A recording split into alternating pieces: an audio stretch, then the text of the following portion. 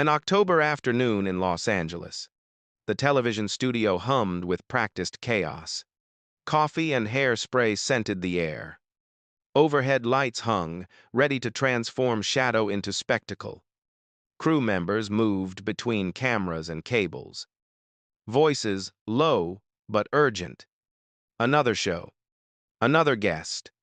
Another hour of controlled entertainment. Ellen DeGeneres stood backstage, reviewing note cards with the ease of 20 years' experience. At 57, she remained daytime television royalty. Short blonde hair perfectly styled. Trademark sneakers already laced. She had built an empire on charm, on the ability to disarm even the most guarded celebrities. It was her gift. It was also her weapon. Marcus Hayes paced the corridor. Tablet pressed against his chest. The executive producer carried the permanent tension of a man managing chaos daily. Gray, suit impeccable. Tie slightly crooked. At 52. He had seen every type of guest walk through these doors. He thought he knew what to expect. He pushed into the green room. The quiet hit him first. Clint Eastwood sat against the far wall. Hands on his knees. Spine straight. 93 years old and motionless as carved stone. He wore a pressed gray shirt. Dark jeans, worn soft with time. Brown leather boots that had walked more roads than most men would see. No jewelry. No watch. Only a small silver cross on a thin chain, resting against his chest. His face was weathered, lined deep by sun and wind, and hard truth. Silver-white hair caught the light.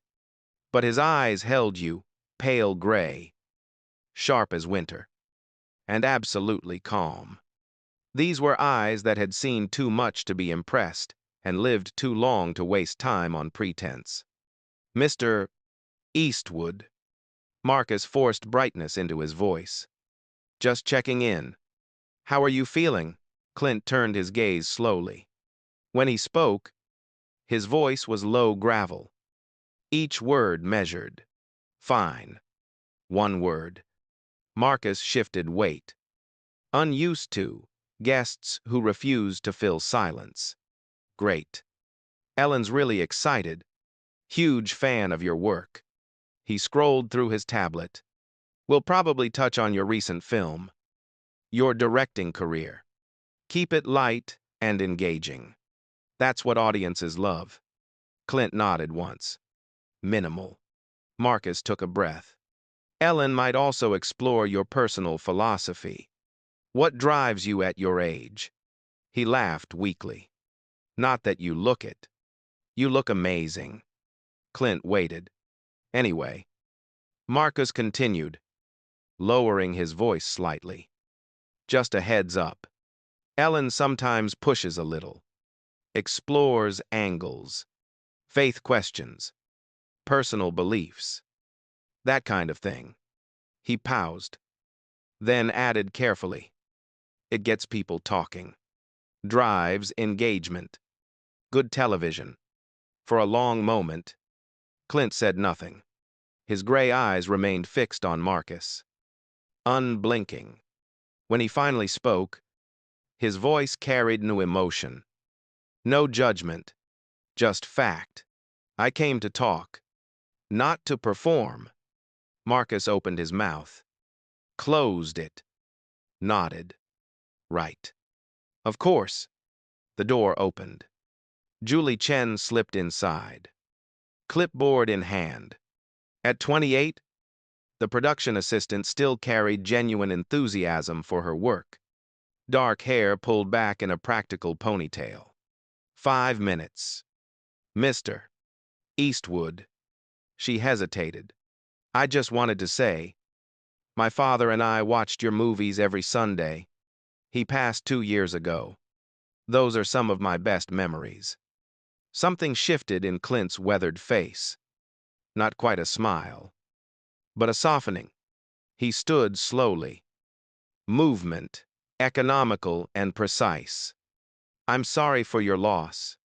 What was his name? Julie blinked. Surprised. Robert. Robert Chen. Robert, Clint repeated, as if the name mattered. Thank you for telling me. Tears welled in Julie's eyes. She nodded quickly and stepped back. Marcus gestured toward the door. Ready? Clint followed without answer. Behind him, Julie whispered, He's exactly what I hoped. The studio audience settled into their seats. 300 people selected from thousands. They ranged from teenagers to retirees. United by anticipation. Some checked phones. Others craned necks toward backstage. A few practiced enthusiastic applause, hoping for camera time. The house band tuned instruments. Monitors displayed the show's logo in bright blue and white. Everything ready. Everything in place. Ellen stood in the wings, bouncing on her toes, shaking out her hands. The adrenaline rush before going live never disappeared. It was what made her good at this. Channeling nervous energy into infectious enthusiasm. Marcus appeared at her elbow. Clint's ready. He's different, though. Ellen glanced at him. Different how? Quiet. Really quiet. Doesn't give much. She grinned. Perfect. Those are the ones with something interesting underneath. Marcus leaned closer. Listen. We discussed this in the meeting. The faith angle. If you want to probe there, audiences respond. Gets them invested. Arguing on social media. Ratings gold. Ellen's eyes gleamed with challenge and curiosity. Don't worry. I know how to handle true believers. The last two words carried the slightest edge of amusement. Marcus nodded, though uncertainty flickered across his face. He knew that gleam usually meant good television, occasionally meant trouble. 30 seconds, the floor manager called. Ellen took a deep breath, rolled her shoulders, stepped toward her mark. The audience energy hummed just beyond the set. She could feel it, hear it. 10 seconds. 9, 8, 7. The band struck up. Ellen's face transformed into her signature smile. Bright, welcoming. The countdown continued silently. 3, 2, 1. The audience erupted. Ellen danced into view, moving with practiced ease. High fives to the front row. Arms spread wide. The energy immediate. Infectious. Exactly as it should be. Cameras captured every moment. Welcome. Everybody, welcome, Ellen called. Slightly breathless. Oh my God. You look amazing. Are you feeling good? The crowd roared. Ellen took center stage. Hands in pockets. Rocking on her heels. So, we have someone very special today. When I say special, I mean legendary. Iconic. Someone who's been making incredible films longer than some of you have been alive. Anticipation rippled through the audience. He's won Academy Awards. Created unforgettable characters. Made, go ahead. Make my day one of the most quoted lines in movie history. The audience was already applauding. Recognition spreading. Please welcome the one. The only? Mr. Clint Eastwood. The band launched into a dramatic Western melody. Clint emerged from backstage. No dancing. No waving. No grand gestures. He simply walked. Stride, unhurried but purposeful. Expression neutral. Yet his stillness commanded attention. The audience rose. Applause swelled. Several whistled. A few called his name. He acknowledged none of it. Focus entirely on Ellen. who met him center stage with outstretched arms. They embraced briefly. Professionally, Ellen gestured toward the chairs. "Please. Sit." They settled. Ellen perched on her chair's edge with energy. Clint sank into his with measured calm. Clint Eastwood. Ellen shook her head in apparent disbelief. "You're actually here." "I'm here." "It's been too long." 8 years since we last spoke? Something like that. Ellen laughed brightly. "Still a man of few words." "I love it." She turned to the audience. "This is what we're working with, folks. Economy of language." The audience laughed, warming to the dynamic. "So, too obvious question. First, you're 93. You just directed and starred in a new film. Most people your age are retired, playing golf, watching game shows. What keeps you working?" Clint considered the question, gaze fixed on Ellen. When he spoke, words came slowly, deliberately. "Work gives you purpose. Without purpose, you're just waiting to die." A hush fell. It wasn't the expected answer. That blunt assessment delivered without softening. Ellen's smile faltered for a fraction of a second before recovering. "Well, that's one way to look at it. It's the way I look at it." Ellen glanced at her notes, then back. "But surely there's more than staying busy. What drives you? What gets you out of bed in the morning?" Clint's weathered hands rested on the chair arms. Completely still. "Faith," he said finally. "Knowing what I do matters to something bigger than myself." In the control booth, Marcus leaned forward, recognizing the shift. Julie stood beside him, expression uncertain. Ellen's eyebrows rose. "Faith? Religious faith? Knowing I'm not here by accident. Neither are you. Neither is anyone in this room." The audience went silent, caught between entertainment and something more serious. Ellen sensed the change but pressed forward. "So you believe in God? Heaven? All of that?" Clint met her gaze without flinching. "I do."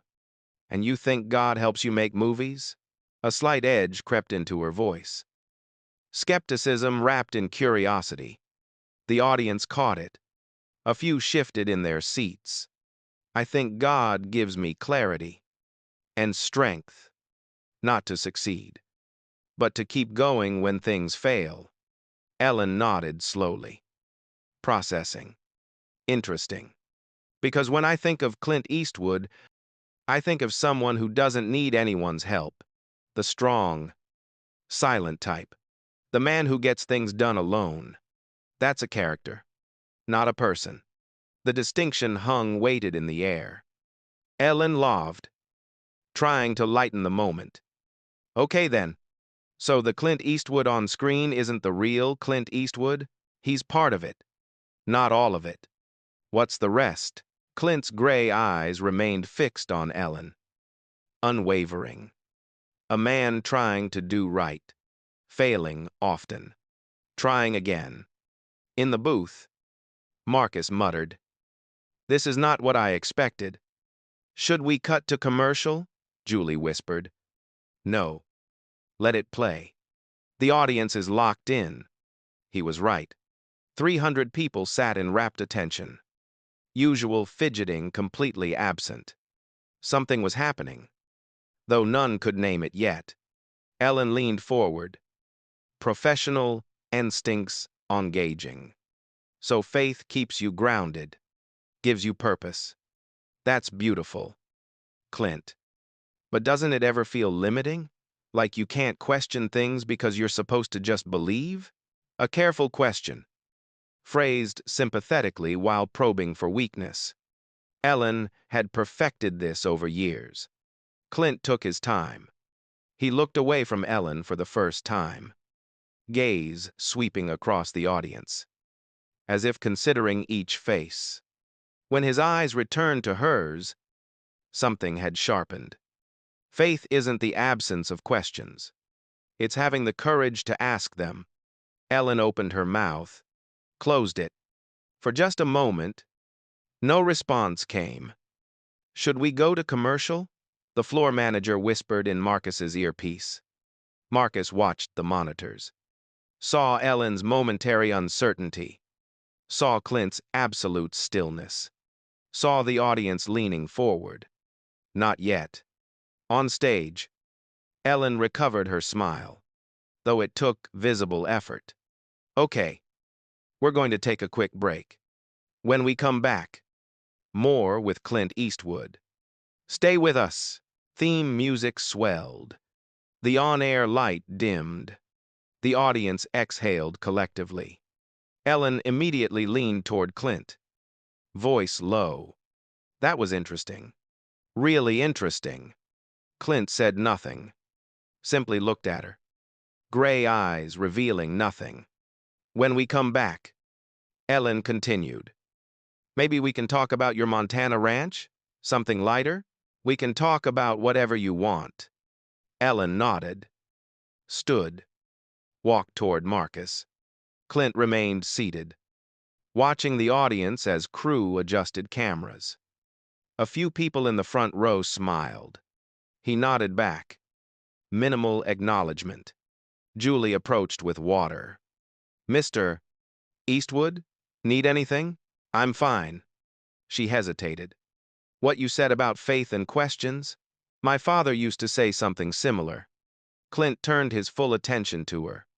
"Your father was a wise man." "He was." Her voice thickened. "Thank you." As she walked away, Clint's gaze returned to the audience. An older man in the third row caught his eye and nodded slowly. Respect and recognition. Clint nodded back. In the booth, Marcus spoke urgently into his headset. "Keep the schedule. We're staying with Clint for the full segment.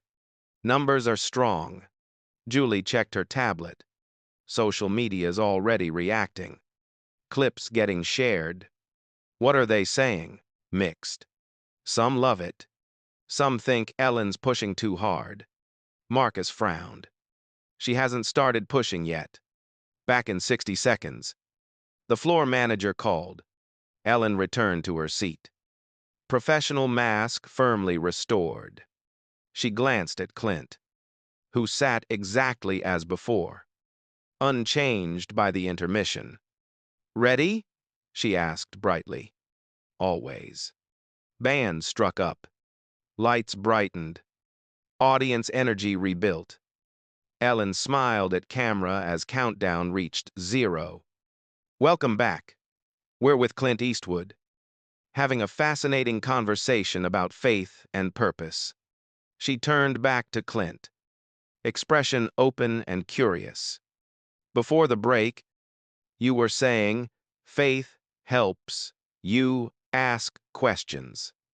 But here's something I've always wondered about people with strong religious beliefs." She paused, letting the question build. "Doesn't it sometimes feel like you have to ignore reality? Like science and faith are fundamentally at odds?" The question hung sharp in the air. In the booth, Marcus straightened. This was it. Clint Eastwood looked at Ellen DeGeneres with those calm gray eyes. When he spoke, his voice carried the same measured weight. "Science tells us how things work. Faith tells us why they matter. Only a fool thinks those are the same question." The audience made a collective sound between gasp and murmur. Several people began applauding spontaneously. Ellen felt the room's energy shift, the dynamic changing in ways she hadn't anticipated. She smiled anyway, professional instincts carrying her forward despite the warning beneath. "Well," she said, drawing the word out, "that's quite a statement." "It's not a statement. It's observation." A woman in the second row laughed nervously. The man beside her didn't laugh at all.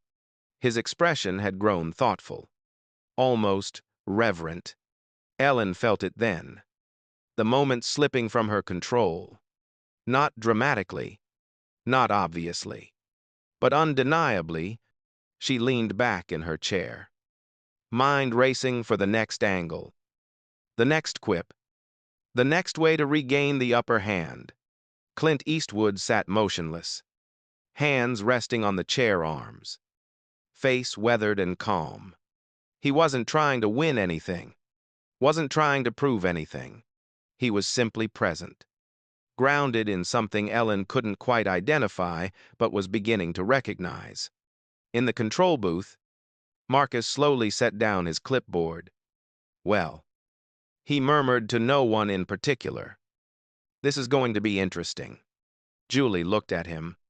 Should we be worried?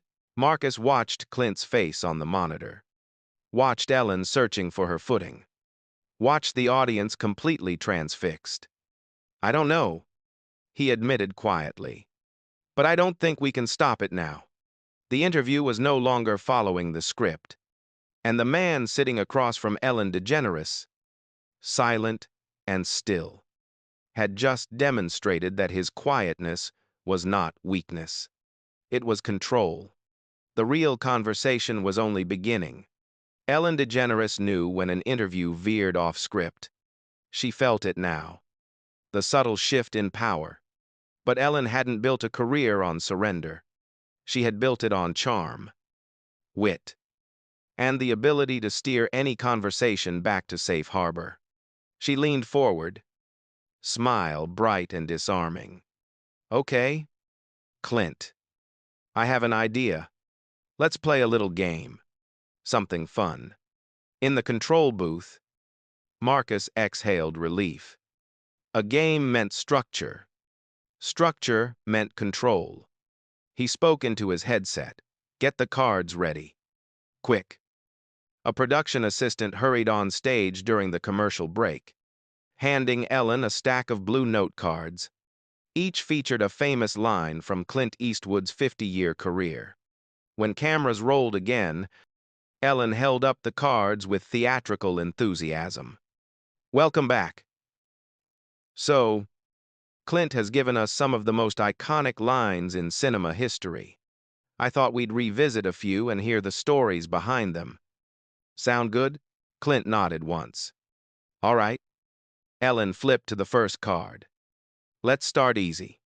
Go ahead. Make my day. Dirty Harry. Do you remember filming that scene? I remember. The audience chuckled at his brevity. Ellen grinned.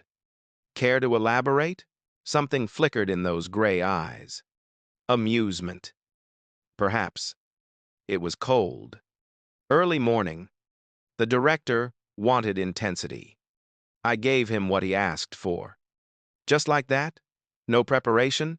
The character was already there. I just stopped hiding him. Ellen paused, caught by the unexpected depth. She recovered quickly. So Dirty Harry was inside you all along? Every role is. You don't create characters. You reveal the parts of yourself you usually keep buried. The audience went quiet again. That same attentive silence from earlier. Ellen felt focus redirecting away from her performance toward Clint's words. She flipped to the next card, determined to keep things lighter. Next one. You've got to ask yourself one question. Do I feel lucky? Well, do ja, punk? She looked at Clint with exaggerated curiosity. Do you feel lucky? Clint, every day. Ellen blinked. Really? With everything you've accomplished? Especially with everything I've accomplished. Luck is recognizing the gifts you've been given. Gratitude is honoring them. There it was again. That quiet pivot from entertainment to something more substantial. Ellen set the cards aside. Decision made. If he wanted depth, she would give him depth. On her terms. You keep mentioning gifts. Gratitude. Faith. It all comes back to that for you. Doesn't it? This religious foundation. Clint's gaze held steady. It does. But here's what I'm curious about. Ellen's voice took on a casual, conversational tone. You're a Hollywood legend. You've worked with the biggest names in the industry. And Hollywood isn't exactly known for being a bastion of traditional religious values. A few audience members laughed, nervously. Clint simply waited. So how do you reconcile that? How do you hold these strong religious beliefs while working in an industry that's pretty openly skeptical of that worldview? I don't reconcile it. I live it. Ellen tilted her head. But doesn't it ever feel hypocritical? Making movies about violence, revenge, morally gray characters, while also claiming to be a man of faith? The question hung sharp in the air. In the booth, Marcus leaned closer to the monitors. Julie tensed beside him. Clint took his time answering. My films aren't about celebrating violence. They're about confronting it, showing the cost of revenge, the weight of choices. The characters I play are flawed men trying to find redemption. That's not hypocritical. That's honest. Ellen nodded slowly, but her expression suggested doubt. Okay, but let's talk about your personal life. You pray before directing a film. You pray for clarity and safety. Right. Safety. But Clint, you're one of the most experienced directors in Hollywood. You've made over 30 films. Don't you think at this point you have the skills and knowledge to do the job without needing, I don't know, divine assistance? The words divine assistance came out with just the slightest hint of mockery.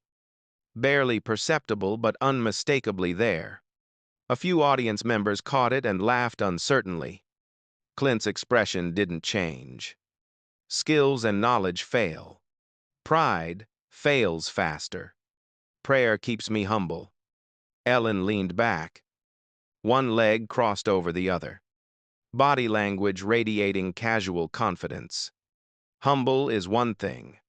But don't you think it's a bit much to credit God for your success? I mean, you worked hard. You made good choices. You have talent. Why not just own that? I do own it. But I also know where it came from. From God? Ellen's eyebrows rose theatrically. So God wanted you to be a famous movie star? Out of all the people in the world, God picked Clint Eastwood for success? An edge had crept into her voice now, sharper than before. Several people in the audience fidgeted uncomfortably. A woman in the front row frowned slightly. God doesn't pick people for success, Clint replied, tone unchanged. He gives them opportunities. What they do with those opportunities is their choice. Ellen laughed, bright, but not reaching her eyes. Okay, but you have to admit, from an outside perspective, it sounds convenient. I work hard. I succeed. Therefore God blessed me. It's a nice narrative. But isn't it also avoiding the randomness of life? The fact that some people work just as hard and never get lucky? It's not about luck. It's about stewardship. What you do with what you're given. But what about the people who aren't given anything?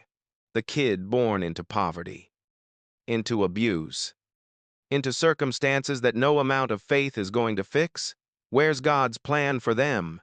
The question came out more aggressive than Ellen perhaps intended. The audience went completely silent. In the booth, Marcus muttered, careful. Ellen. Clint didn't flinch. He sat perfectly still, eyes fixed on Ellen with that unwavering gray gaze. Faith isn't a guarantee of easy circumstances. It's strength to face hard ones. I've known poverty. I've known struggle. Faith didn't remove those challenges. It gave me the will to keep going through them. Ellen opened her mouth, then closed it. For a moment, something flickered across her face.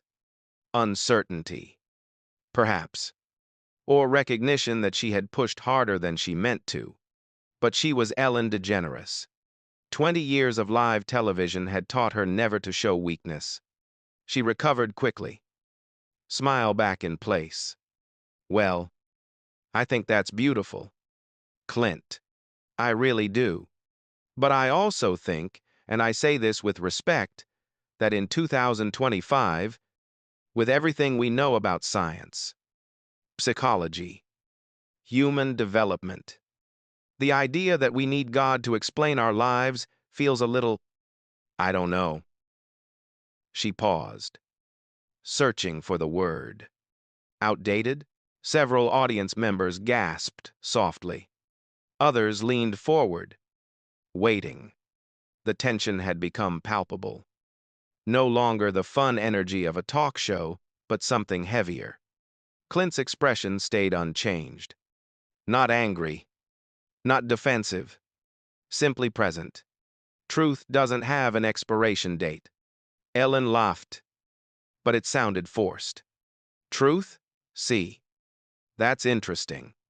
Because what's true for you might not be true for someone else. Faith is subjective, right? It's personal belief, not objective reality. Gravity is objective reality. It doesn't care if you believe in it.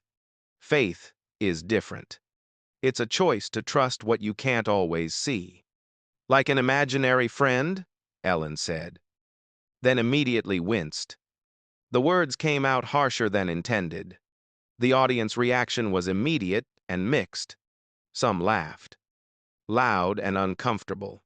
Others went silent, faces registering shock or disapproval.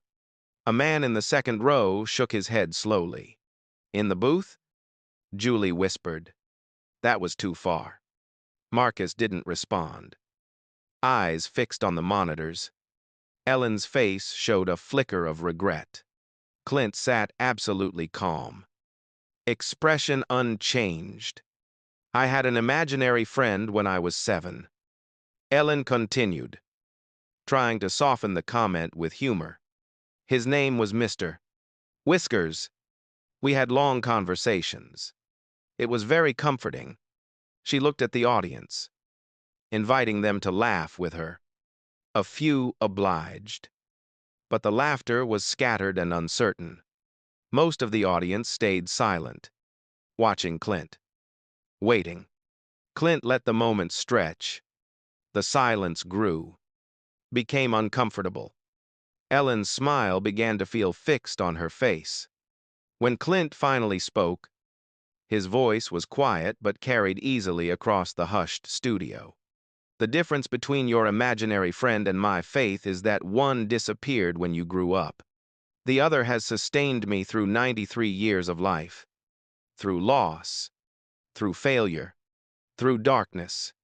It's still here, still present, still real. The simplicity of the statement, delivered without anger or accusation, landed with unexpected force. A woman in the third row began applauding slowly. Others joined.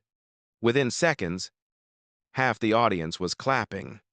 Ellen felt the dynamic changing in ways she hadn't anticipated. She had meant to challenge Clint, to expose the flaws in his thinking. Instead, she had somehow made him sympathetic, made herself look petty. She needed to reassert dominance. Okay, she said, gesturing for the applause to stop. I appreciate your conviction, Clint, but let's be practical. You're about to direct a new film. You've got a crew of 200 people, millions of dollars at stake, tight schedules. And you're telling me that before making decisions, you pray? That you ask God what camera angle to use? The exaggeration was deliberate, designed to make Clint's position sound absurd. A few audience members laughed, though less enthusiastically than before. Clint's expression stayed neutral. I pray for wisdom, for clarity, for the humility to listen to people who know more than I do. I don't pray for camera angles. I pray for the character to make good choices. Character? Ellen jumped on the word. You mean yourself? I mean the ability to see clearly and choose well. Ellen shook her head, smiling without warmth. See, this is what I struggle with. You're Clint Eastwood. You've been directing films since before I was born. You've won Academy Awards. You're considered one of the greatest filmmakers alive. And you're telling this audience that you still need to pray for help doing your job? Every day. Why? What are you afraid of? That, without prayer, you'll suddenly forget how to direct? I'm afraid of pride. Of thinking I have all the answers. Prayer reminds me I don't. Ellen leaned forward, voice taking on a sharper edge. Or maybe prayer is just a crutch. A way to avoid taking full responsibility for your own decisions. If things go well, it's God's blessing. If they go badly, it's part of God's plan. Either way, you're off the hook. The accusation hung in the air. Several audience members looked uncomfortable now, glancing at each other with uncertain expressions. A young woman in the front row had stopped smiling entirely. In the booth, Marcus spoke quietly. We should go to commercial soon. Not yet. The director responded. Numbers are strong. On stage, Clint Eastwood sat motionless. He hadn't shifted position, hadn't changed expression. His gray eyes stayed fixed on Ellen, calm and unreadable. When he spoke, his voice carried no defensiveness, no anger, just fact. Faith isn't a crutch. It's a foundation. You stand on a foundation. You lean on a crutch. There's a difference. Ellen felt frustration rising. Every answer he gave was measured, reasonable, impossible to argue with effectively. She wanted him to get angry, to slip, to reveal some flaw. But he stayed infuriatingly composed. She decided to push harder. Okay, let's talk about prayer specifically. You pray before acting? Before walking on set? Before saying your lines? Sometimes. So God helps you deliver dialogue? Ellen's voice dripped with barely concealed skepticism. Like, you're about to do a scene in Unforgiven or Gran Torino, and you stop and ask God, should I say this line with more emotion or less? A few audience members laughed. Others looked distinctly uncomfortable. An older man in military uniform, sitting in the third row, had stopped laughing altogether. His expression had grown stern. Clint took a slow breath before responding. I pray for truth, for the courage to be honest in the performance. Not technical skill, honesty, but that's just method acting. Ellen countered. That's not divine intervention, that's psychology. Training. Experience. It can be both. Ellen pressed on. Momentum building. I mean, what about all those action scenes? All those shootouts in your westerns and cop movies? She adopted a mock serious expression, raising her hands as if holding a gun. Did God tell you to shoot the bad guys too? Like, the Lord saith unto Clint, pull the trigger, maketh their day. She said it in an exaggerated deep voice, glancing at the audience with a smile that invited them to join her amusement. A few scattered laughs echoed through the studio, but they faded quickly into uncomfortable silence. The camera captured varied expressions in the audience, some still smiling uncertainly, others watching with growing discomfort, and a few looking directly at Clint with something like concern or curiosity. The man in military uniform folded his arms across his chest, jaw tight. Beside him, a woman in her 60s whispered something sharp to her companion. In the booth, Marcus straightened. That was over the line. Julie nodded, eyes on the monitor. He's going to respond. Watch. Clint Eastwood looked at Ellen DeGeneres for a long moment. Not challenging. Not angry. Simply present. The studio grew quieter still. Tension almost palpable. Then Clint spoke. His voice soft but crystal clear in the hushed studio. No. But he taught me when not to pull the trigger. The simplicity of his response, delivered without anger or defensiveness, seemed to expand in the silence that followed. It wasn't a counterattack or a religious platitude. It was a truth spoken from experience, from a life lived. The audience made a collective sound, something between a gasp and a murmur of recognition. Several people began applauding spontaneously, the sound building until it filled the studio. Ellen's smile faltered. Her next quip died unspoken on her lips. For the first time in the interview, perhaps for one of the few times in her long career as a host, she seemed genuinely at a loss for words. In the control booth, Marcus slowly lowered his clipboard, eyes fixed on the monitor showing Clint's face. Calm, dignified, unshaken. "Go to commercial," he said quietly. "Not yet," the director insisted. "This is gold." But Ellen had already found her voice, professional instincts reasserting themselves despite the moment's wait. "We'll be right back after this break," she said.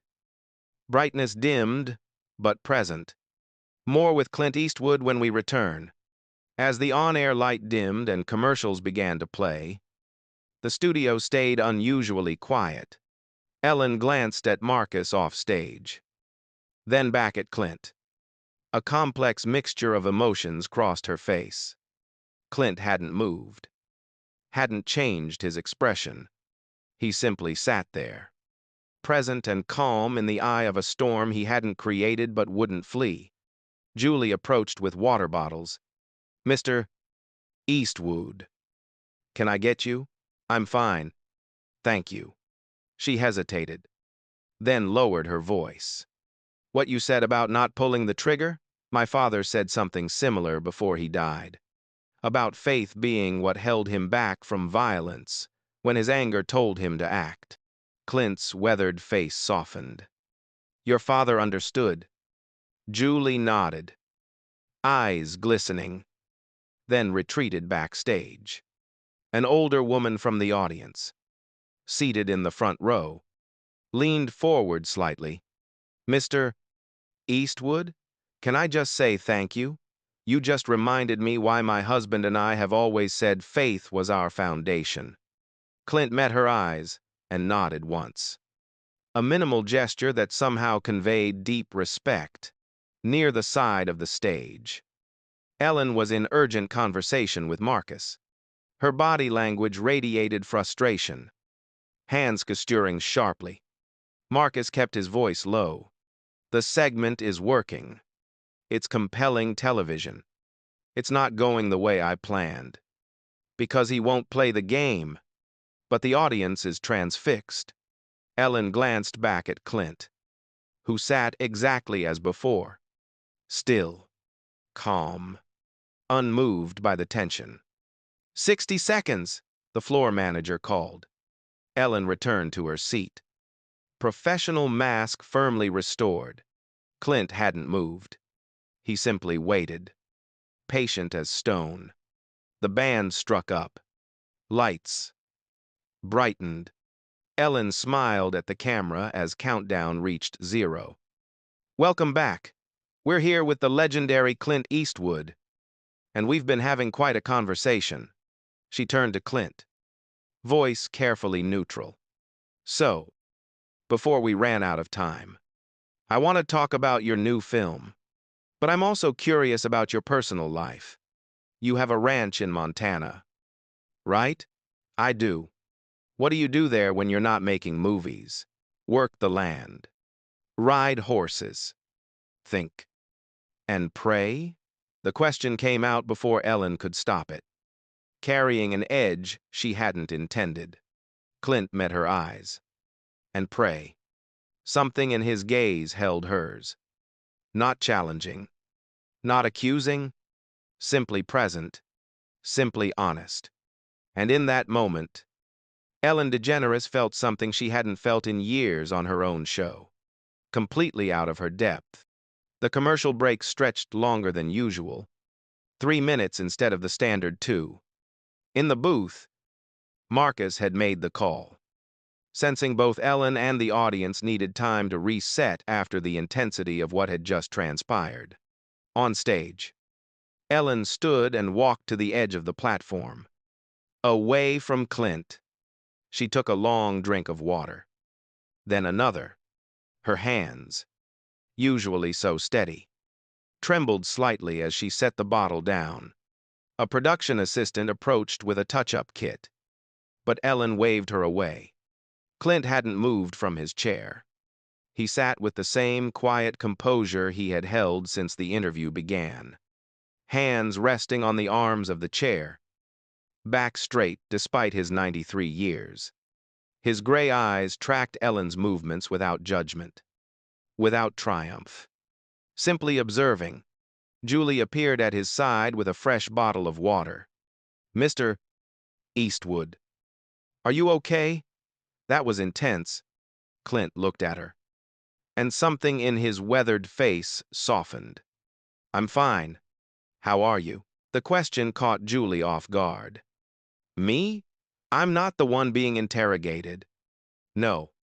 But you're watching. That takes its own kind of strength." Julie's eyes glistened. She nodded once, unable to speak, then retreated backstage. In the front row, the older woman who had thanked Clint earlier leaned toward her husband. "That man has more grace in his little finger than most people have in their whole bodies," she whispered. Her husband nodded slowly. "He's not fighting her. That's what's remarkable. He could destroy her with words if he wanted to, but he won't." Several other audience members had similar conversations during the break. The energy in the room had fundamentally changed. What had begun as entertainment, as a talk show game between host and guest, had transformed into something deeper, something that felt less like performance and more like witness. Marcus stood at the edge of the stage, tablet in hand, watching Ellen. She was pacing now. 3 steps, 1 direction. 3 steps back. Her professional mask had slipped during that last exchange, and he could see her struggling to rebuild it. He approached carefully. "Ellen, how do you want to play this next segment?" She turned to him, and for a moment, her expression was completely unguarded, vulnerable. "I don't know. I thought I could challenge him, expose the contradictions. But Marcus, there aren't any contradictions.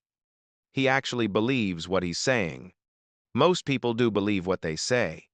No. I mean, he's lived it. Every word. You can see it in his face." She glanced back at Clint, who sat unchanged. "How do you argue with that kind of certainty?" Marcus considered his response carefully. "Maybe you don't argue. Maybe you just listen." Ellen laughed, sharp and bitter. "That's not good television. What just happened was extraordinary television. Trust me." 30 seconds, the floor manager called. Ellen took a deep breath, squared her shoulders, and walked back to her chair. As she settled into her seat, she glanced at Clint. He met her gaze calmly, without hostility. "I'm going to try a different approach," she said quietly, her microphone off. Clint nodded once. "All right." The band struck up. Lights brightened. The on-air indicator glowed red. Ellen found her camera smile, though it took visible effort. "Welcome back. We're here with Clint Eastwood, and we've been having quite a conversation." She paused, then added with careful sincerity, "Actually, one of the most interesting conversations I've had in a long time." A few audience members murmured agreement. Clint simply waited. Ellen turned to face him directly, her body language less confrontational than before. Clint, before the break, we were discussing faith, and I realize I came at that topic pretty aggressively.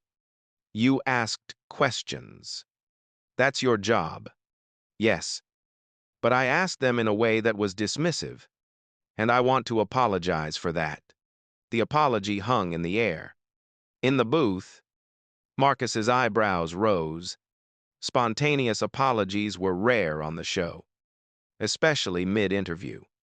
Clint's expression didn't change, but something in his eyes acknowledged the words. Apology accepted. Ellen nodded, then took a breath. So let me ask differently.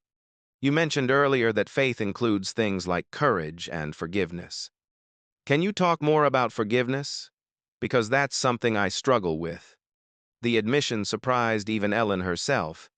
She hadn't planned to say it. Hadn't meant to reveal anything personal. But Clint's steady presence seemed to pull honesty from her whether she intended it or not. Clint was quiet for a moment, gathering his thoughts. When he spoke, his voice carried the weight of experience rather than theory. Forgiveness is the hardest thing faith asks of us, because it goes against every instinct. When someone hurts you, you want to hurt them back. That's natural. That's human. Ellen nodded slowly. So faith teaches you to suppress that instinct? No. It teaches you to transform it. To recognize that holding on to anger doesn't hurt the person who wronged you. It only hurts yourself. But what if they don't deserve forgiveness? What if they're not sorry? Forgiveness isn't about what they deserve. It's about what you need. You forgive to free yourself, not to excuse them. The audience was completely silent, absorbed in the exchange. A young woman in the third row wiped at her eyes with a tissue. Beside her, an older man nodded slowly, as if Clint's words had unlocked something in him. Ellen leaned forward slightly. That sounds beautiful in theory. But in practice, how do you actually do that? Clint's weathered face creased slightly. Something that might have been a smile. With great difficulty, and usually not on the first try. A few people in the audience laughed softly, the sound warm and understanding rather than dismissive. Let me tell you a story. Clint continued. About 15 years ago, I was directing a film. Big budget. Tight schedule. A lot of pressure. I had cast a young actor in a supporting role. Talented kid, but full of himself. Thought he knew better than everyone else on set. Ellen was listening intently now. Her usual rapid-fire energy replaced by genuine focus. Midway through production, this actor starts challenging my decisions. In front of the crew, in front of other actors. Telling people I was too old, too out of touch. That my methods were outdated. That he could direct the film better. That must have been infuriating. Ellen said. It was. Especially because some of what he said hit a nerve. I was in my late 70s. The industry was changing. I had doubts about whether I still had what it took. Clint posed. His gaze distant. Remembering. One day, he went too far. Told me in front of the entire crew that I should retire. That I was embarrassing myself by trying to stay relevant. The audience made a collective sound of disapproval. Several people shook their heads. In the booth, Marcus leaned forward, completely absorbed. What did you do? Ellen asked quietly. I went back to my trailer, sat there alone for 20 minutes. I was angry, more than angry. I was hurt, and I had the power to fire him right then. Blacklist him if I wanted. One phone call and his career would have been over. Did you make that call? Clint shook his head slowly. I prayed instead. Asked God to help me see past my pride and my anger. To see that kid the way God saw him. And what did you see? Fear. He was afraid he wasn't good enough. So he was tearing me down to build himself up. And I realized I'd done the same thing when I was young. Maybe not as loudly. But the impulse was the same. Ellen sat back slightly, processing this. So what happened? I went back to set, called the actor aside privately, told him I knew he was scared and that it was okay. That fear is part of the job. Then I asked him if he wanted to learn or if he wanted to leave. What did he choose? He broke down crying. Said he was sorry, that he felt like a fraud and didn't know how to handle it. So I spent the rest of that production mentoring him, teaching him not just about acting, but about humility, about respect, about the difference between confidence and arrogance. And did it work? Clint's weathered face showed a genuine smile now. The first real one of the interview. He's one of the finest actors working today. We still talk every few months. He's directed 3 films himself now. Good ones. The audience erupted into spontaneous applause, not prompted by cards or crew signals, but genuine appreciation for the story and what it revealed about the man telling it. Ellen found herself clapping too, though tears had formed in her eyes. When the applause faded, she spoke quietly. That's remarkable, Clint. But I have to ask, what if he hadn't responded that way? What if he'd doubled down, kept undermining you?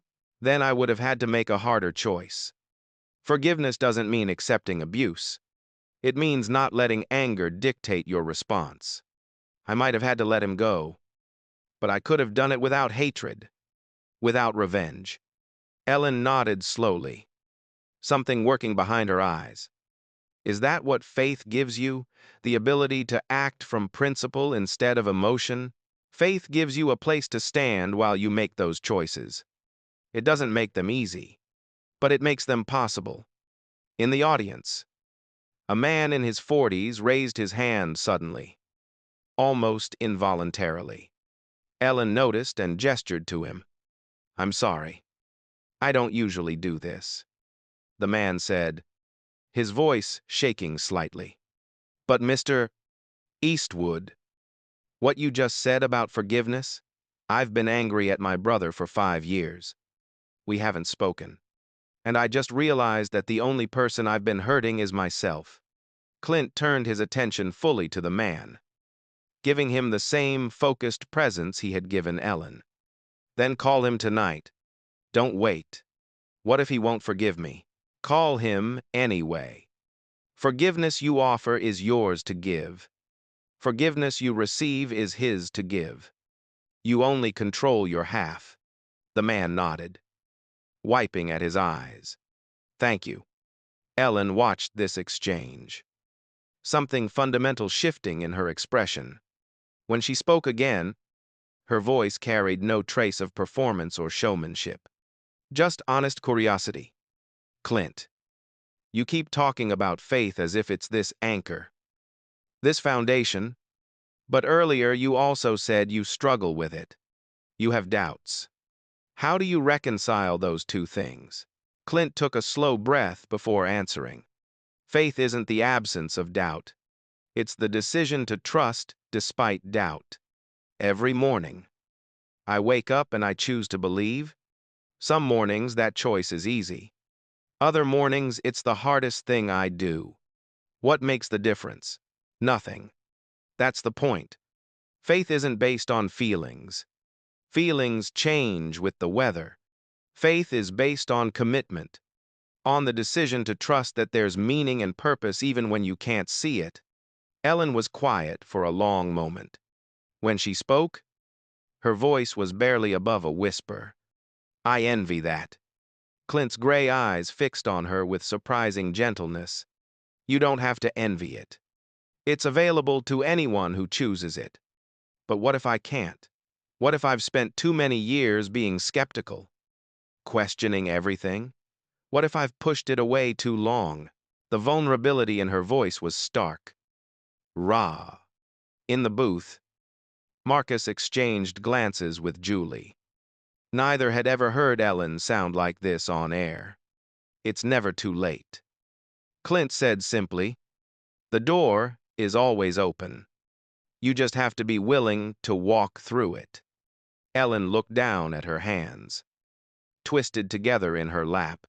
When she looked up again, her eyes were bright with unshed tears.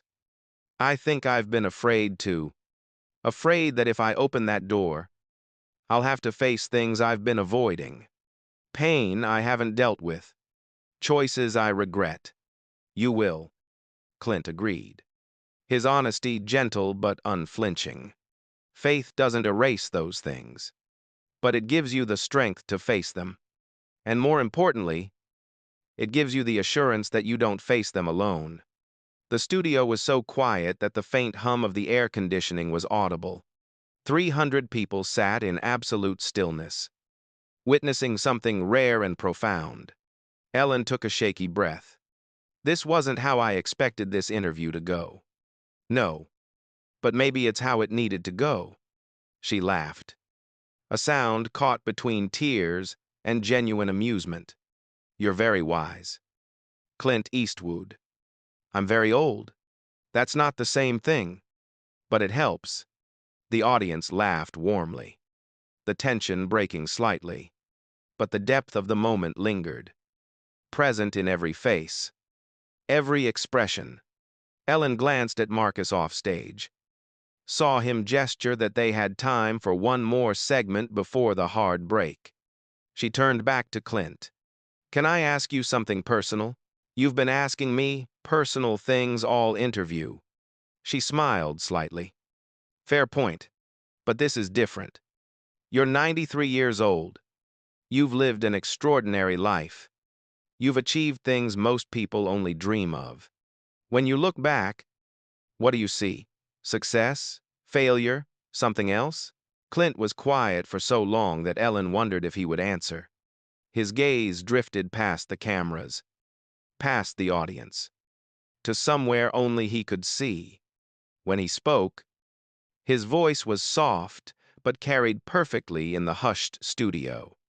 "I see grace. Undeserved, unearned grace. I see a kid from a poor family who had no business making it in Hollywood. I see a young man full of anger and pride who somehow got chances he didn't deserve. I see an old man who's been given 93 years when many good people got far less." He paused, then continued. "I see failure, marriages that ended, mistakes with my children, films that didn't work, moments where I chose pride over love, anger over patience. I see all of that clearly." Ellen leaned forward. "And how do you live with that? The failures? By remembering that they don't define me. What defines me is what I did after the failures.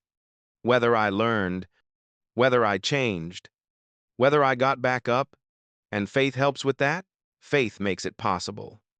Because it reminds me that my worth isn't based on my achievements or my failures. It's based on something that doesn't change. Something eternal." A woman in the second row was openly crying now, not bothering to hide it. Around her, others wiped at their eyes or sat in thoughtful silence. Ellen took a breath, steadying herself. "We need to take one more break. But Clint, I just want to say thank you for your patience, for your grace, for this conversation."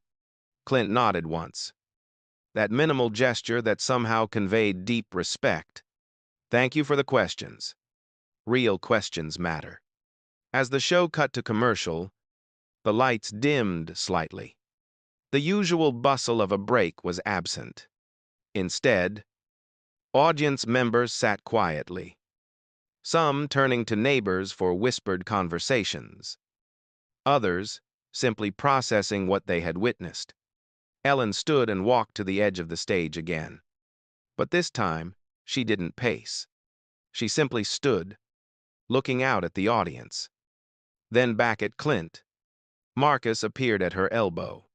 That was extraordinary. Social media is exploding. This is going to be talked about for weeks. Ellen nodded but didn't seem to care about the metrics. Marcus. I think I just got schooled in my own show. You got humbled. There's a difference. She looked at him. Really looked at him. Is that what this feels like? Humility? I think so. Ellen turned back toward Clint, who was speaking quietly with Julie. The young production assistant was nodding, clearly moved by whatever he was saying. He's real, Ellen said softly. Everything he said, everything he is. It's completely real. No performance. No angle. Just truth. That's what's making this work. Marcus replied. The audience can see it. They're starving for something authentic. 60 seconds, the floor manager called. Ellen returned to her seat. But something in her had fundamentally changed. The woman who sat down was not the same woman who had started the interview 90 minutes ago. Clint watched her settle in, his gray eyes calm and knowing. Ready? She asked, as the countdown began. Always, he replied. And in that moment, both of them knew that what would come next would be different. Not a battle, not even an interview. Really. A conversation. The lights came back up, bathing the studio in their familiar glow. But the atmosphere had irrevocably changed. What had begun as a typical talk show had transformed into something else entirely. Something the audience could feel but couldn't quite name. Ellen settled into her chair. Her posture different now. Less performative. More open. She looked at Clint with genuine curiosity rather than the calculated interest of a host working an angle. Welcome back, she said to the camera, her voice softer than before. We're continuing our conversation with Clint Eastwood. And I have to tell you, this has become one of the most meaningful interviews I've ever done. She turned to face Clint directly. You mentioned earlier that you've failed often, that you're still learning. Can you talk about that? Because from the outside, you look like someone who's had it all figured out for decades. Clint's weathered face showed the faintest hint of amusement. Appearances are deceptive, especially in this business. So what were you like when you were young? Before Hollywood? Before all of this? The question seemed to surprise Clint slightly. He was quiet for a moment, his gray eyes distant with memory. When he spoke, his voice carried a weight that made the audience lean forward involuntarily. I was angry. All the time. My family was poor. My father worked hard but could never get ahead. We moved constantly. Chasing work. By the time I was 16, I'd been to 8 different schools. Ellen nodded encouragingly. That must have been difficult. It made me hard. Made me defensive. I learned early that the world didn't care about your problems.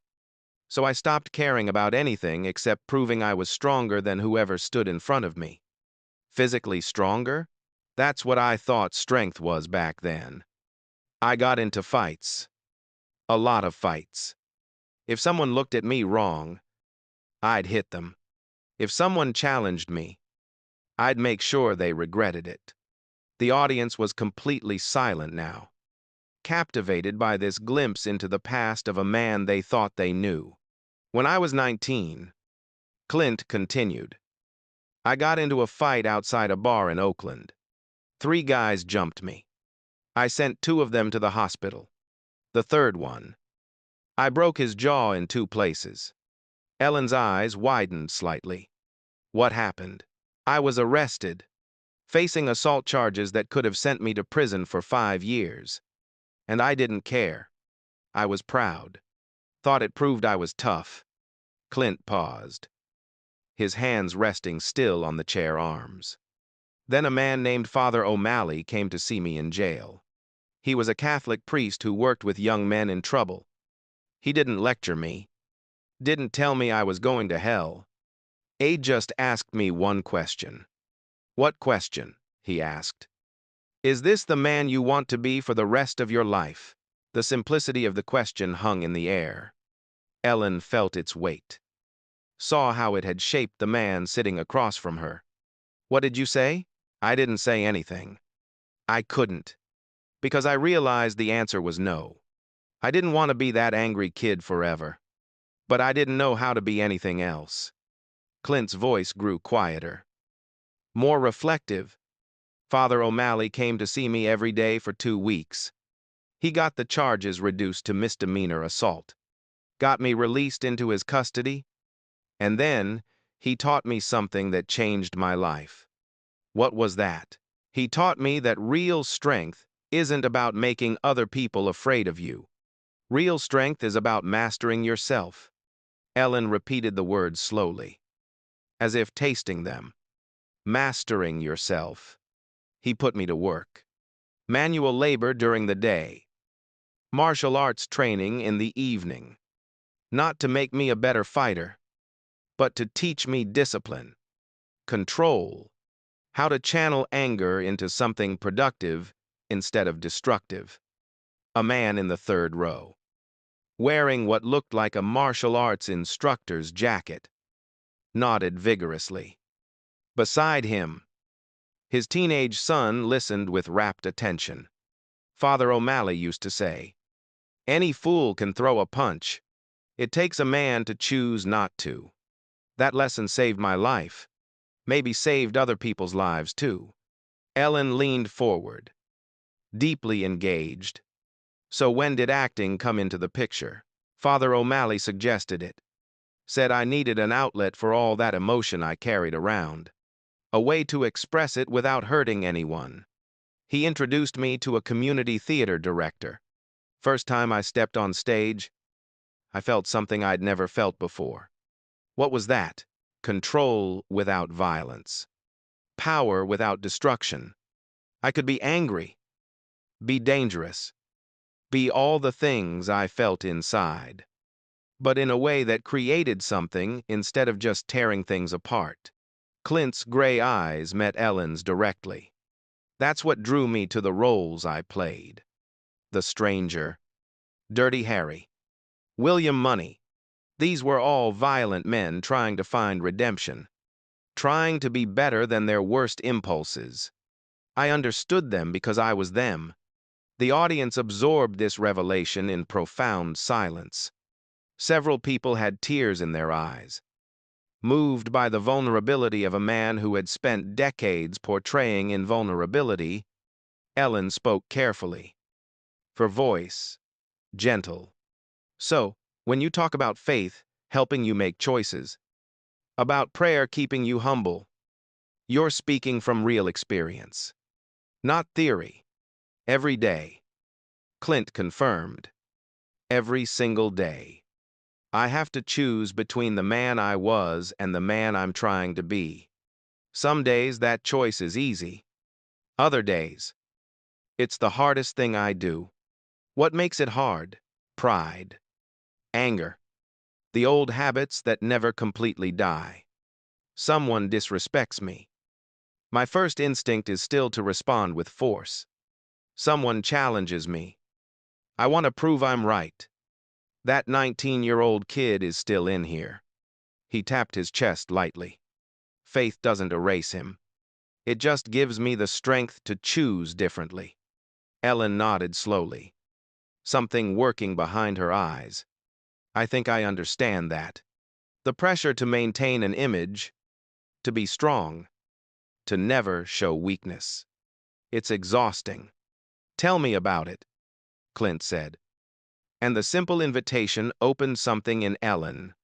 She took a breath, seeming to gather courage. I've spent 20 years being Ellen. Happy Ellen. Dancing Ellen. Ellen who makes everyone laugh. And most of the time, that's real. I love making people happy. But sometimes... She paused, vulnerability raw in her voice. Sometimes I'm not happy. Sometimes I'm lonely, even surrounded by people. Sometimes I'm scared that if I stop performing, if I stop being what everyone expects, there won't be anything left. The admission hung in the studio air.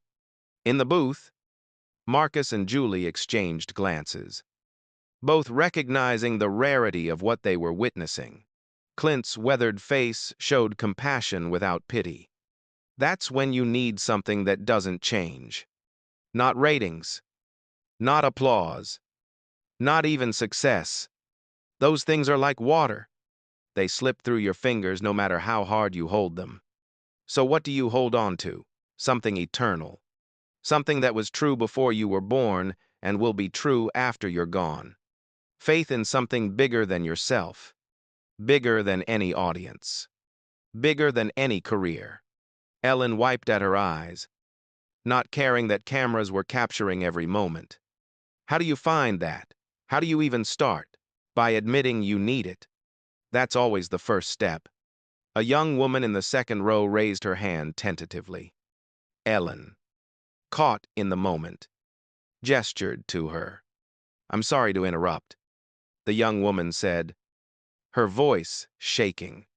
"But what you both are saying, about needing something eternal, about being afraid to show weakness, I felt that. I've been struggling with depression for 2 years, and I've been so ashamed because I thought I had to be strong all the time." Clint turned his full attention to her, giving her the same focused presence he had given Ellen. "Strength includes knowing when to ask for help. That's not weakness.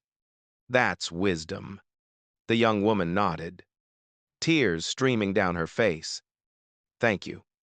Ellen watched this exchange, something fundamental shifting in her understanding. She turned back to Clint. "You've directed some incredible films. Gran Torino, Million Dollar Baby, Unforgiven. What draws you to these stories? They're all so dark, so painful." Clint considered the question carefully. They're not dark. They're honest.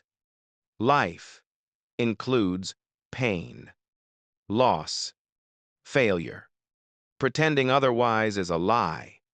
But those films aren't about the pain. They're about what people do with it. "What do you mean?" "Gran Torino is about a bitter, racist old man who finds redemption by sacrificing himself for people he once hated. Million Dollar Baby is about a woman who loses everything but finds dignity in how she faces it. Unforgiven is about a man who tries to escape his violent past and realizes he can't. But he can choose what he does with it." Clint's voice grew more passionate, more engaged than at any point in the interview. "These stories matter because they tell the truth about redemption. It's not easy. It's not clean. It's not a happy ending wrapped in a bow. It's hard and painful, and it costs you everything. But it's possible. That's the message." Ellen leaned forward. "But Gran Torino ends with Walt Kowalski dying. How is that redemption? Because he chose it. He laid down his life so that boy and his family could have a future. That's not tragedy. That's the greatest act of love a person can perform. Greater love has no one than this, to lay down one's life for one's friends. That's in the Bible. John 15:13. The precision of the reference caught Ellen off guard. "You have that memorized?" "I have a lot of verses memorized. They're tools. You use them when you need them." An older man in the audience stood suddenly. "Mr. Eastwood, I'm a Vietnam veteran. I lost friends over there. For years, I thought their deaths were meaningless. But what you just said about sacrifice, about choosing to lay down your life for others, that gives me a different way to see it." "Thank you." Clint nodded, his gray eyes acknowledging the man's pain with silent respect. Their sacrifice meant something. Don't let anyone tell you otherwise. The veteran sat down, his companion's arm around his shoulders. Ellen took a moment to compose herself before continuing. Clint, you've talked about redemption, about sacrifice, about finding meaning in pain. Is that what your life has been about? Finding meaning? Life is about creating meaning. Clint corrected gently. It doesn't come to you. You build it. Through your choices, through your relationships, through the legacy you leave. What legacy do you want to leave? Clint was quiet for a long moment. His gaze drifted across the audience, seeming to see each individual face.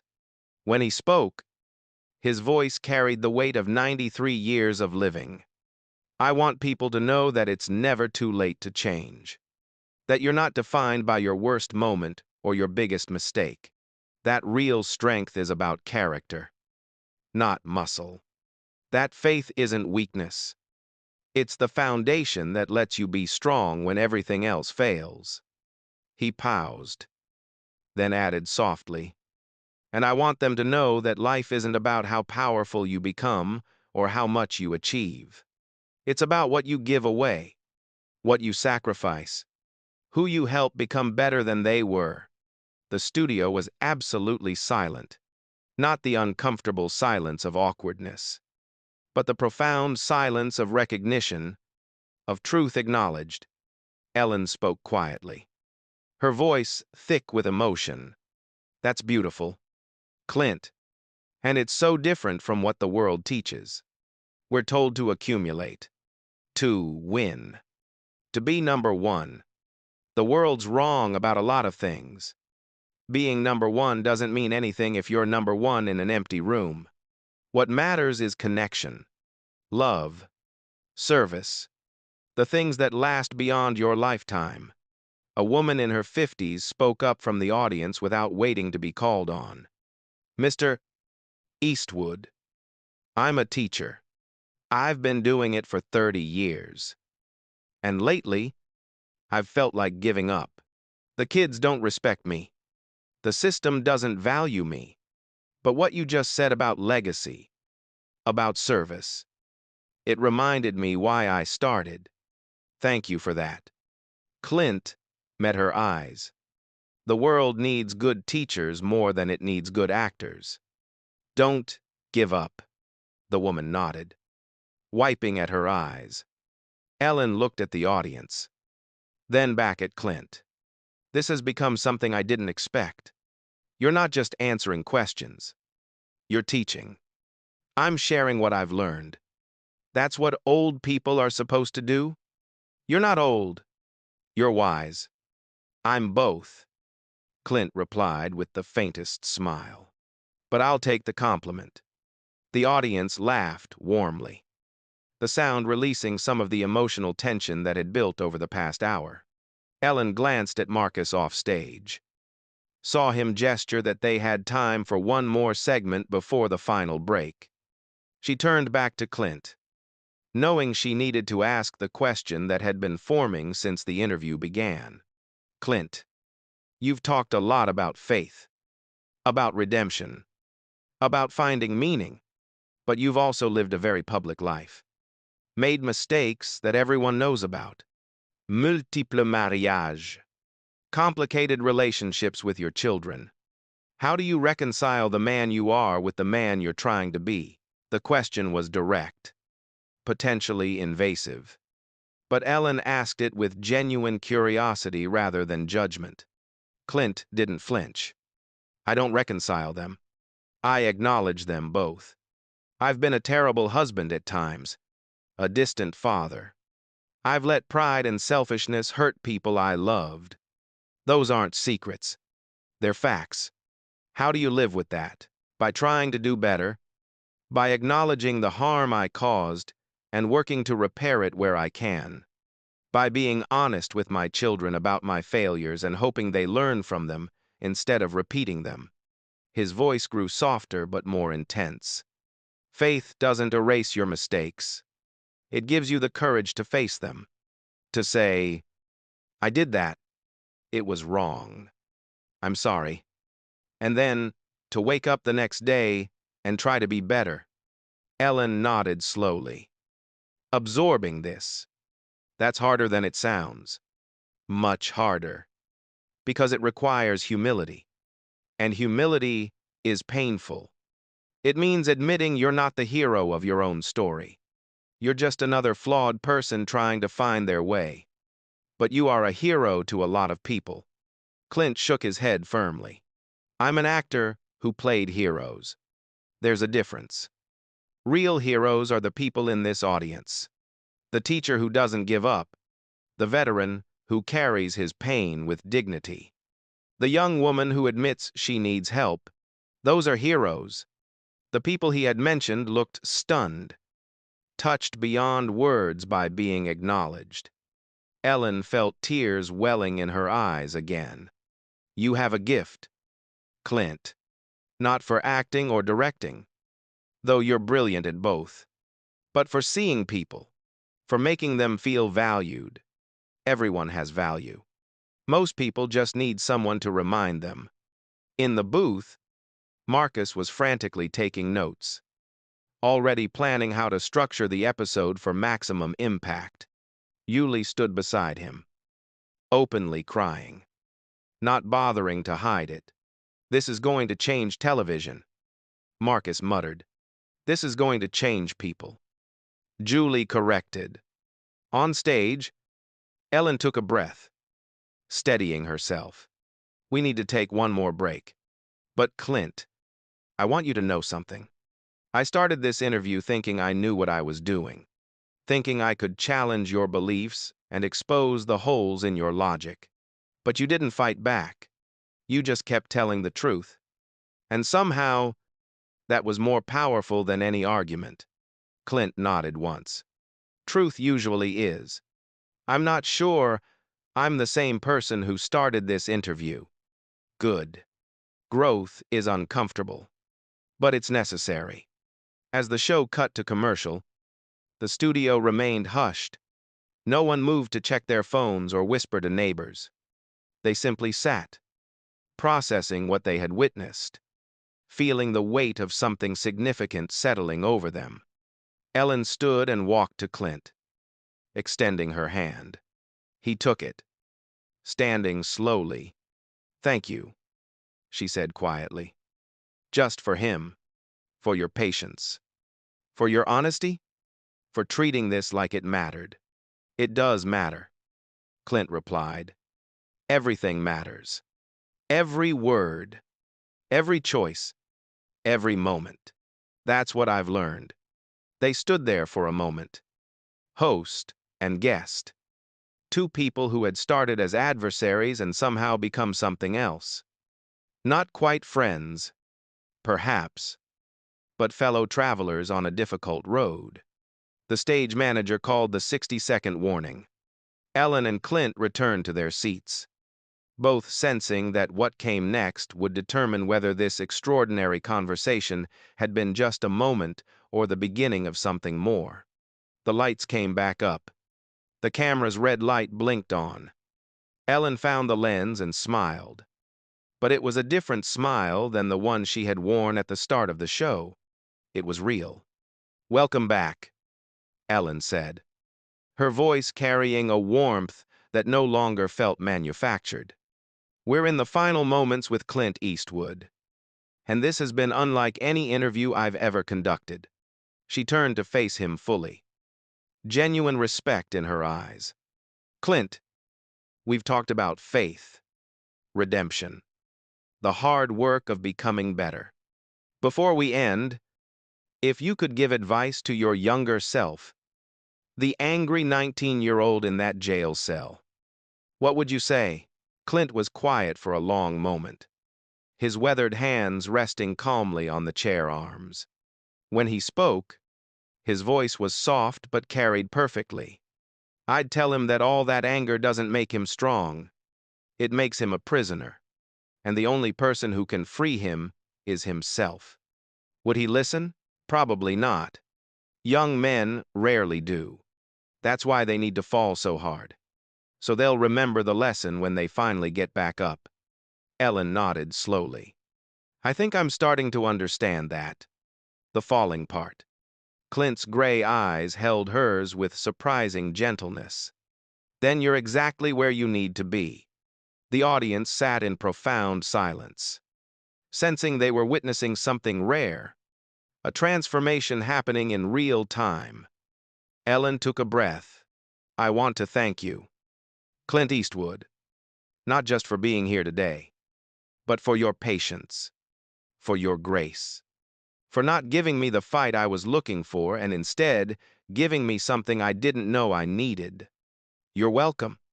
She laughed softly, emotional but composed. That's it? Just, you're welcome? What else needs to be said? Ellen shook her head, smiling. Nothing. Absolutely nothing. She turned to the camera. Ladies and gentlemen, Clint Eastwood. The audience rose as one. Applause thundering through the studio. Not prompted enthusiasm, but genuine recognition that they had witnessed something significant. Several people openly cried. Others clapped with their whole hearts. Clint stood slowly, acknowledging the applause with a single nod. Ellen embraced him, and this time the hug lasted longer, carried weight. When they pulled apart, she was crying without shame. Thank you, she whispered again. Remember what we talked about? He replied quietly. It's never too late. As the show's closing music played, the usual exodus didn't happen. Instead, audience members moved toward the stage, forming an impromptu line to speak with Clint. The security guard, James, didn't stop them. He simply managed the flow. Recognizing something sacred was happening, a middle-aged woman reached Clint first, face streaked with emotion. Mr. Eastwood, I haven't spoken to my father in 10 years. We fought about politics. But what you said about forgiveness, I'm going to call him tonight. Clint took her hand gently. Don't wait for tonight. Call him now. She nodded, pulling out her phone with shaking hands, and stepped aside. A young man in his 20s came next. I've been struggling with addiction. 18 months clean. But every day is hard. What you said about making the choice every morning. That's exactly what I needed to hear. Keep making that choice. One day at a time. An elderly veteran with medals on his jacket approached. Sir, I served 2 tours in Vietnam. Lost friends. What you said today would have saved me decades of pain if I'd heard it at 25. Clint's lined face showed deep understanding. But you found it. That's what matters. They shook hands. 2 old warriors acknowledging each other's battles. Ellen watched from the side of the stage, seeing Clint give each person the same focused attention. Marcus stood beside her. Tablet forgotten. That is what television is supposed to do. Marcus said softly. Transform. Ellen nodded, unable to speak. As Clint walked toward the exit, Ellen fell into step beside him. They didn't speak until they reached his dressing room. Clint. Wait. Ellen's voice stopped him. Can we talk? Privately? He nodded and led the way. Inside the small dressing room, Ellen sat across from him, suddenly nervous. I was cruel to you today.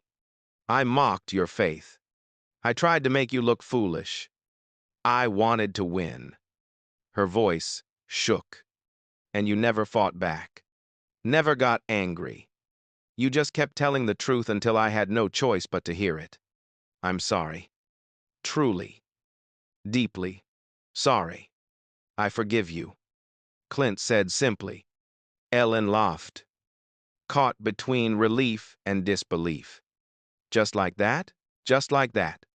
Holding on to offense would only hurt me. Not you. So I let it go. I don't know how you do that. Practice. Lots of practice. He leaned forward slightly. But Ellen, You need to forgive someone else. Who? Yourself.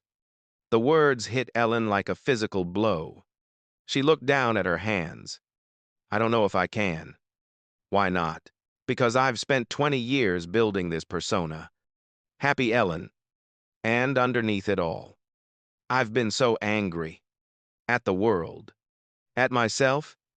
At God. If He exists. And I've hidden it behind jokes and dancing. Clint's gray eyes held compassion. Then stop hiding. What? Stop hiding. Stop performing. Start being honest. Even if it scares you. Especially if it scares you. Ellen shook her head. I don't know how. This is all I know. No. It's what you do. Who you are is underneath all of that. And she's been waiting a long time to be seen. Fresh emotion overtook Ellen. What if people don't like who I really am? Then they were never your people. The ones who matter will stay. Ellen sat in silence, absorbing this. How do I start? How do I change? By choosing differently. Tomorrow morning, you wake up and choose honesty over entertainment, vulnerability over strength, real connection over applause. He paused. And you do it again the next day. Until eventually, it's not a choice anymore. It's who you are. That sounds terrifying. It is. But it's also the only way to be free.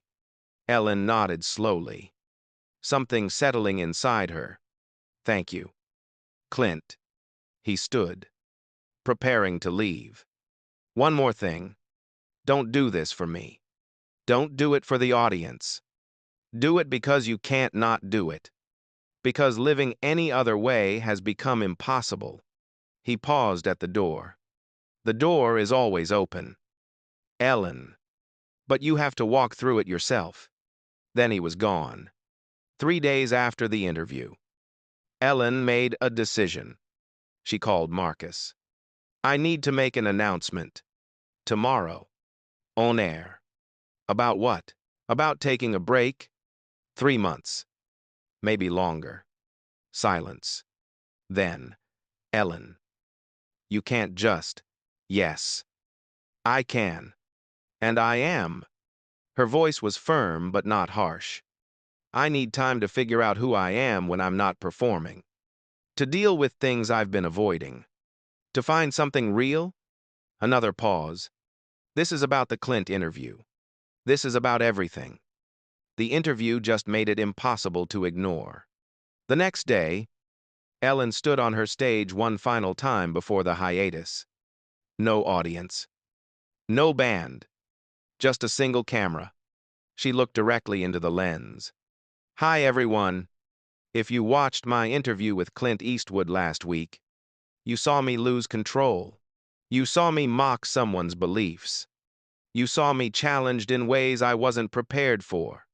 What you also saw was a man respond with grace, with patience, with a strength I didn't understand. She took a breath. Watching that interview back, I realized I've been hiding behind this show, behind my persona, because I'm afraid of what's underneath. So I'm taking a break. 3 months. Maybe longer. I need to figure out who Ellen DeGeneres is when she's not entertaining. I need to deal with pain I've been running from. I need to find something real that doesn't change based on ratings or reviews. Her eyes glistened. I don't know if you'll understand this. I don't know if you'll still be here when I come back. And I'm scared. But I can't keep doing this the way I've been. Something has to change. And that something is me. The screen faded to black. The response was immediate and divided. Half the internet condemned her weakness. The other half celebrated her courage. Ellen read none of it. She had turned off her phone and driven north. Out of Los Angeles. Towards silence. Ellen spent the 3 months in quiet motion. She volunteered anonymously at a homeless shelter. Attended a small mountain church. Sitting in the back. Just listening. saw a therapist 3 times weekly, walked trails, read forgotten books, sat in silence until it became comfortable. Slowly, something shifted, not dramatically, but gradually, like winter giving way to spring. In the 3rd month, she wrote in her journal, "Real strength is saying, I don't know. Real strength is asking, will you help me? Real strength is falling apart and doing the hard work of putting yourself back together." When the 3 months ended, Ellen returned different. Not unrecognizably so. She still laughed, still made jokes. But underneath was something solid, something that didn't need applause to exist. Ellen DeGeneres is returning with a new show. Real Talk with Ellen. No games. No celebrity gossip. Just honest conversations about life, faith, struggle, and hope. The first taping was scheduled for a Monday in late January. The studio was different, smaller, more intimate.